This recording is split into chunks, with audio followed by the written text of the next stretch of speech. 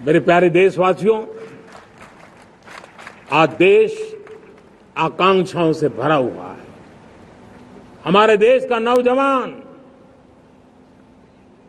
नई सिद्धियों को चूमना चाहता है, नए नए शिखरों पर वो कदम रखना चाहता है और इसलिए हमारी कोशिश है हर सेक्टर में कार्य को हम गति दें, तेज गति दें और उसके द्वारा पहले हम हर सेक्टर में नए अवसर पैदा करें।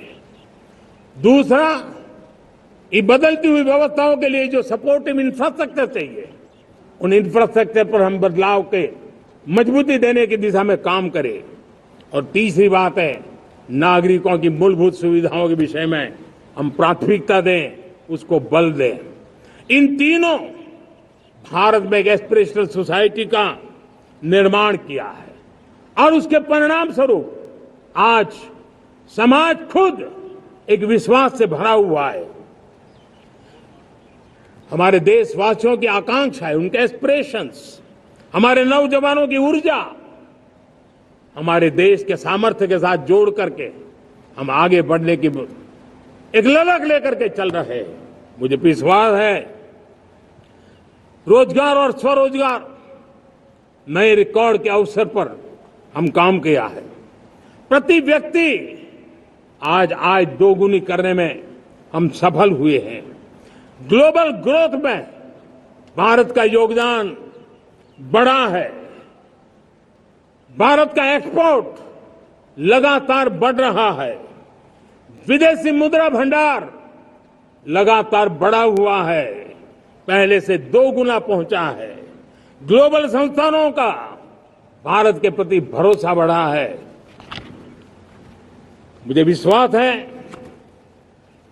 भारत की दिशा सही है, भारत की गति तेज है और भारत के सपनों में सामर्थ्य है, लेकिन इन सबके साथ संवेदनशीलता का हमारा मार्ग हमारे लिए ऊर्जा में एक नई चेतना भरता है।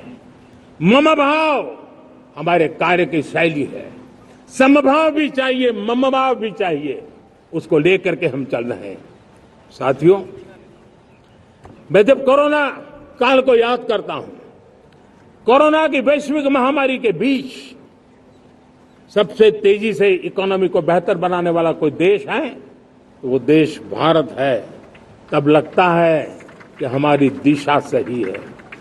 जब जात पात मत पंथ ऊपर उठकर हर घर तिरंगा फहराया जाता है, तब लगता है देश की दिशा सही है। आज पूरा देश तिरंगा है, हर घर तिरंगा है। न कोई जात है, न कोई पात है, न कोई ऊंच है, न कोई नीच है, सभी भारतीय है। यही तो हमारी दिशा की ताकत है।